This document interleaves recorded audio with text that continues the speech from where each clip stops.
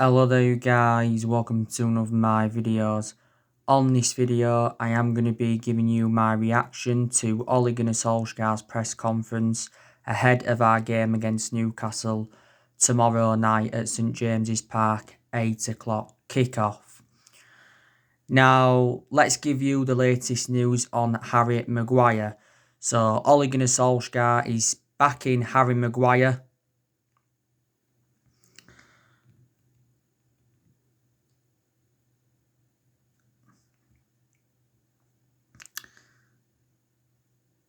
to, rejuvenate himself. Obviously, he's had troubles so far this season. Harry Maguire was recently sent off in England's 1-0 defeat to Denmark. And Solskjaer has confirmed that Harry Maguire is going to be a doubt for this game tomorrow because he did confirm that he sustained a knock. Don't forget the other month, Harry Maguire was arrested in Greece. I said we need to drop him anyway. He's too much of a liability now. He's our current captain at the moment. I think Ole Gunnar Solskjaer should take the captaincy off him. And I think he should give the captaincy to Bruno Fernandes because Bruno Fernandes is the one that shows fantastic leadership in the team. We overpaid for Harry Maguire because we got him in a deal worth £80 million from Leicester last summer. So as it stands at the moment, he's the second most expensive sign at the club and the most expensive centre-half in the world. He also mentioned Paul Pogba during the press conference.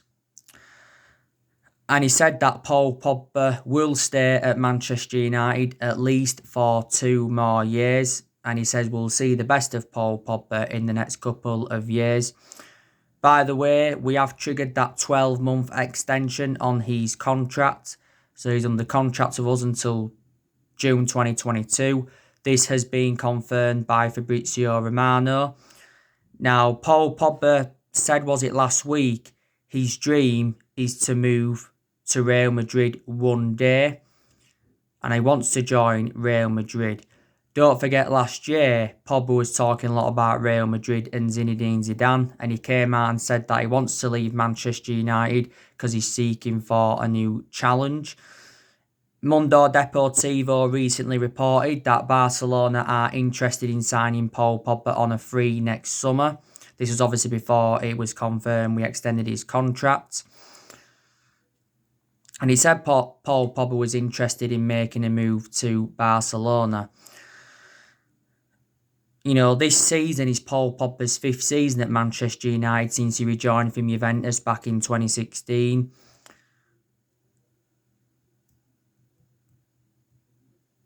Analysing the vast majority of his Man United career, he has been inconsistent. He's had a good couple of periods. I thought Pogba did well towards the end of last season. And he did well in that 3-month period when Solskjaer was the interim manager. His performances have been... The vast majority of his performances have been totally comparison to his ones at Juventus because Pogba did enjoy 4 good years with Juventus. As it stands at the moment, he is our most expensive signing because we paid £89 million for him. And he's enjoyed a very, very bad start to this season so far. Pogba has made over 100 appearances for us in all competitions since he rejoined. He has won 2 trophies at the football club, and that was the Europa League and the League Cup. Don't forget we had Pogba when he was a lot younger under the Sir Alex Ferguson era. But due to limited appearances, we had to let him go on a free. Pogba's agent, Mini Raiola, we was critical of him at the turn of the year. Main explanation is because he publicly criticised Solskjaer and Manchester United. So that's the breaking news on that. Also too, Bruno Fernandes was mentioned. And Solskjaer is backing Bruno Fernandes. And Solskjaer mentioned that he spoke well recently. Bruno Fernandes did deny that he had a bust-up with Solsjaer in the 6-1 defeat to Tottenham, because there was reports coming out saying that Bruno Fernandes was infuriated with Solskjaer regarding his tactics in the Tottenham game, and apparently Bruno Fernandes was upset with Solskjaer when he had to be taken off at half-time to be replaced by Fred. And there's been also reports saying that Bruno Fernandes had lost his faith in Solskjaer, and he wants him out of the club, and he's also had a go at the board over the lack of signings. But Fabrizio Romano confirmed that the rumours that were going round earlier on this week are not true. So Bruno Fernandes is staying at Manchester United. Don't forget, it's said that he could have missed 4 games for Man United because Cristiano Ronaldo recently tested positive for COVID-19. And it says Bruno Fernandes may have to self-isolate, but obviously now that is not the case. So that's good news from a Manchester United perspective. Bruno Fernandes has lost 2 league games at Manchester United in quick succession, like Solsjaer mentioned.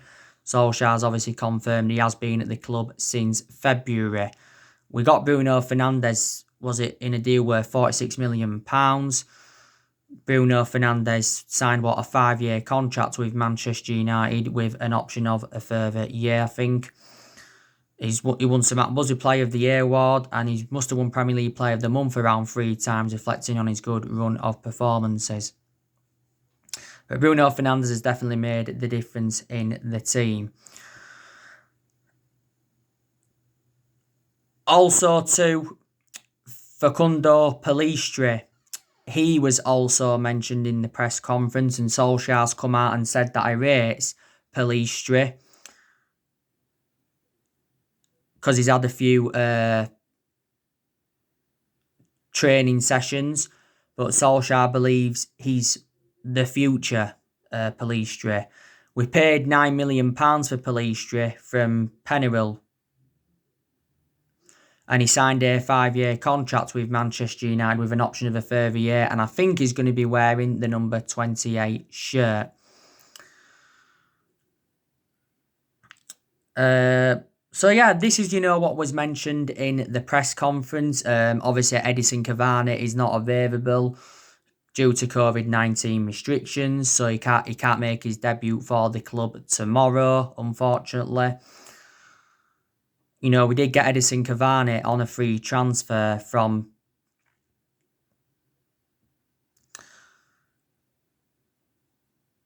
We got him on a free transfer, yeah. Edinson Cavani signed a 2-year contract with the football club worth over £200,000 a week. And Edinson Cavani is our new number 7. I believe Edinson Cavani will be the next Zlatan Ibrahimovic for Manchester United. Edinson Cavani did endure 7 seasons with PSG, didn't he? And he scored 200 goals in 301 games in all competitions, scored 50 goals in 116 internationals for Uruguay. He left PSG earlier on in the summer. And he revealed not so long ago that it was Ander Herrera and Angel Di Maria that advised him to come to Manchester United. Herrera and Angel Di Maria are former Manchester United players. Obviously, Martial is unavailable. He's got a 3-match suspension because he got sent off in our 6-1 defeat to Tottenham, did Anthony Martial, didn't he? Which I think, was the wrong decision. Martial hasn't had the best of starts this season anyway. I thought last season he was exceptional under Solskjaer. I thought he did well in his debut season under the Louis van Gaal era. Alex Tellez, he should be making his debut for the football club tomorrow. I think he's going to be a good signing for Manchester United. We paid $15.4 million for Alex Tellez from Porto. Tellez signed a 4-year contract with an option of a further year, didn't he? Obviously now he's going to be our first choice left back, and I think he's going to be wearing the number 27 shirt. Donny van der Beek, Now, I'm hoping he can make his first Premier League start because he's not yet made his full Premier League debut for the football club. There has been talks that we could change his position and put, Donny van de Beek on the left-hand side. Donny van de Beek has enjoyed a fantastic start to his Manchester United career. Got him from Ajax in a deal worth around £40 million. Donny van de Beek signed a 5-year contract with the club, I think with an option of a further year, and currently wears the number 34 shirt.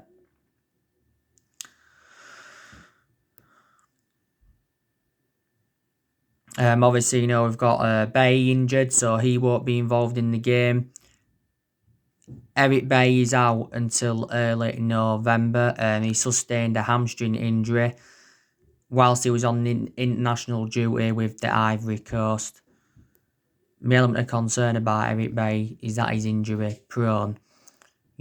Bay's endured 4 years or so now at Manchester United. Solsjaer, did say he'd play more regularly this season, but I think he's a better centre-half than Victor Lindelof. Tuanzebe is out of injury, but I think he's been back in training, I heard. And Jones is obviously still out with injury. I think our players are growing tired of Solskjaer's basic training sessions as well. So that's something else I want to update you with. But this game against Newcastle is a must-win game for Manchester United. We've got to get back to winning ways. We've got to see a reaction from that 6-1 loss against Tottenham before the international break. We've enjoyed a very bad start to the season. We've already lost 2 of our opening 3 league games. And reflect on that, we are sitting 16th in the Premier League and we are near the relegation zone. This is why Solskjaer is under serious pressure.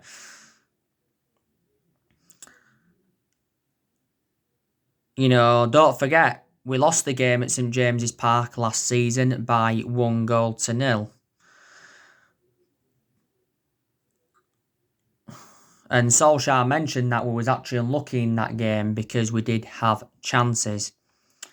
Now, Newcastle have had a pretty good start to the season, like Solskjaer mentioned. I think they're sitting, 9th in the Premier League. Have they registered 7 points so far? They're unbeaten in their last 4 matches in all competitions. They won their last league game against Burnley by 3-1.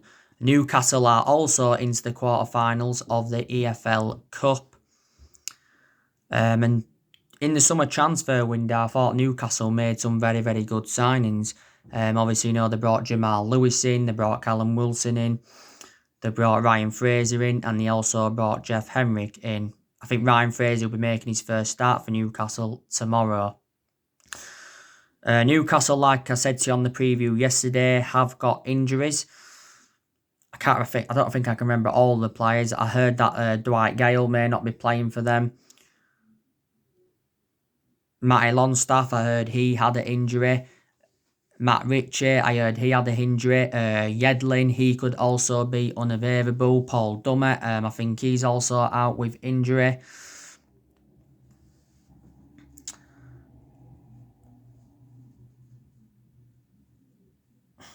And I think, there's a few other injuries as well. Newcastle's current manager is Steve Bruce. Obviously, during, the summer, Newcastle were trying to get a replacement for Steve Bruce. There was actually interested in Mauricio Pochettino. A lot of Newcastle fans had been upset last year when Rafa Benitez resigned from them. I think the main explanation why he resigned is because, he didn't get enough backing from the Newcastle board, did he? And the Saudi Arabians were supposed to be taking over Newcastle, but didn't happen. So Mike Ashley's still their current owner. He's been Newcastle's owner now for around, 13 years or so.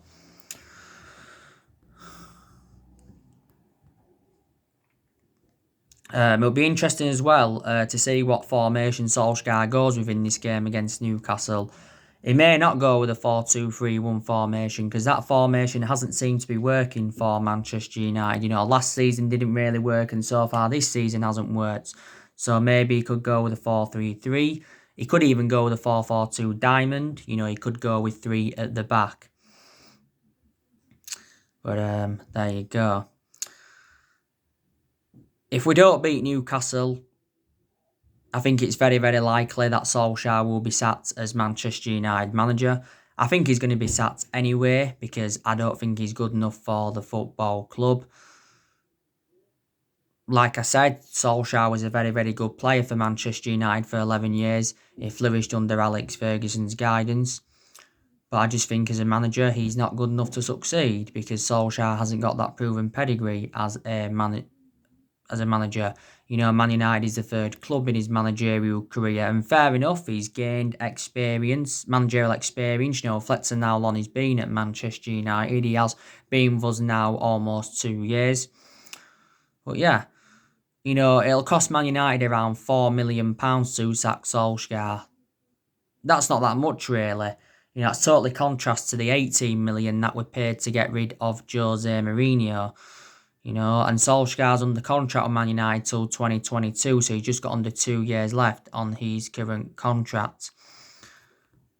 Now, if we sack Solskjaer, he will be the fourth permanent manager to be sacked since the Sir Alex Ferguson era, because we've already sacked, you know, David Moyes. He endured, 8 and 9 months. We sacked Louis van Gaal. He endured 2 years. And we sacked Jose Mourinho after he endured 2.5 years at Manchester United. So if you think about it, you know, we haven't really got the structure to keep sacking managers.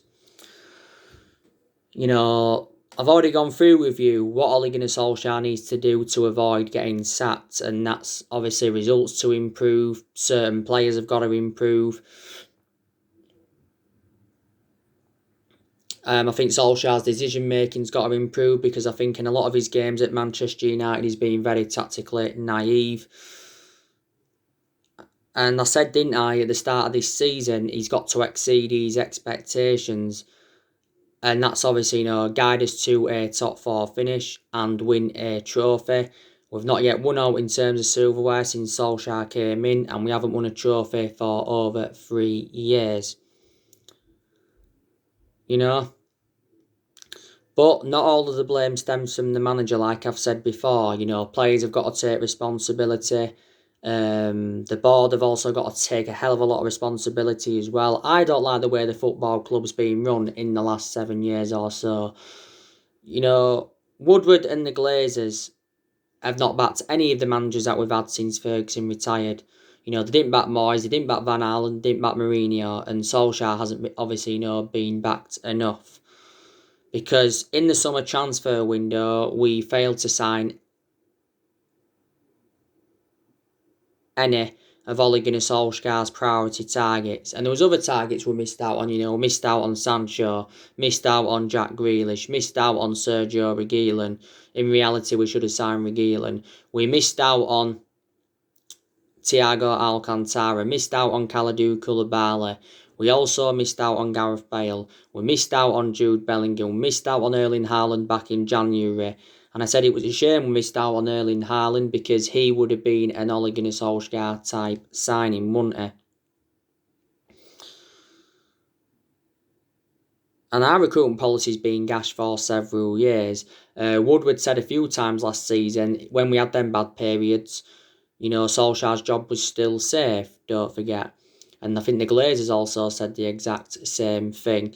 But I think the biggest culprits are the Glazers because the Glazers are the ones that recommended Woodward in and they also recommended Matt Judge in. I think Matt Judge is accountable for some of the failure of transfers. You know, Woodward's been with us since 2012 and the Glazers have been with us since 2005.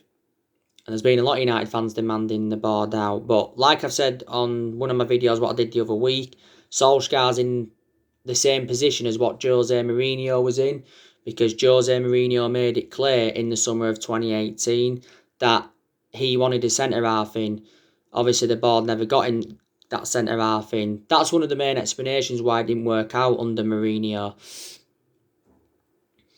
Obviously, Mourinho didn't get on with the top players and he had bad disputes with our board as well. But like I said, Solskjaer's in the exact same position now as he was in at the first part of last season, because at the first part of last season, we enjoyed our worst start ever to a Premier League season. And at that point, Solskjaer was very close to getting sacked as Manchester United manager. I do honestly believe that Mauricio Pochettino will be our next manager. Like I updated you this morning, Pochettino could make two big demands if he's to take over the reins at Man United, and that's to ask for a sporting director. I think it'd be very beneficial if Manchester United could get a director of football in, because that's one of the structural changes that we do need at the football club. And if we are to get a director of football in, we need someone who knows the club inside out and someone who has got that experience, obviously. Been a few former Man United players linked with that role, though. Patrice Evra, Rio Ferdinand, Edwin van der Sar. I think he'd be a right candidate. Darren Fletcher was also linked with that role. We've been in the process of trying to get director of football in since like the Jose Mourinho era. And another thing, Pochettino said he wants greater power in the transfer market. We was in contact with Michio Pochettino's representatives the other week. Pochettino was linked with the managerial role at Man United before Solsjaer got the job permanently in March last year. Pochettino's been managerless now for a year, or it's almost a year. He got sacked from Tottenham last year. Tottenham made a bad mistake by sacking him. Pochettino's managed 3 clubs so far in his managerial career. He managed Tottenham, endured 5.5 years with them. Analysing the vast majority of his tenure with Tottenham were competing in and out of the top 4. Last year, he guided Tottenham to their first ever Champions League final. And spent over £200 million in the 5 years or so he was at Tottenham. Before he was at Tottenham, he was at Southampton. He enjoyed a short tenure with Southampton. He guided Southampton to their highest ever finish during the Premier League era. And before then, he was at Espanyol. But I do believe Pochettino is a better manager than Solskjaer. Well Premier League proven, dealt with top players, got a good philosophy. My only element of concern about him, he has not won anything in terms of silverware. We are looking at Massimiliano Allegri as an alternative to Mauricio Pochettino,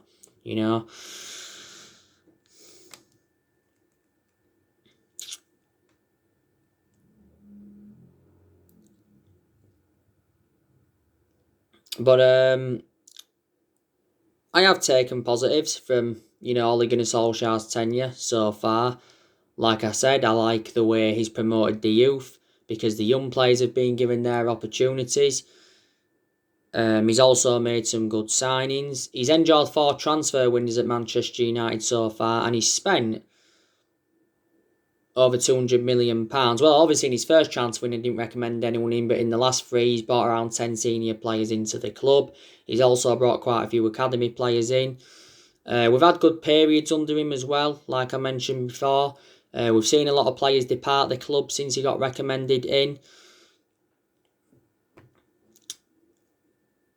So they are the positives you can take. But Ed Woodward, don't forget, did say last week that he's prepared to sack Solskjaer if things do not improve. And I think last season, I give him a lot of credit as well, because to be fair, last season, he exceeded most of his expectations. He got us qualification for the Champions League. We also finished 3rd, and we did progress to 3 semi-finals.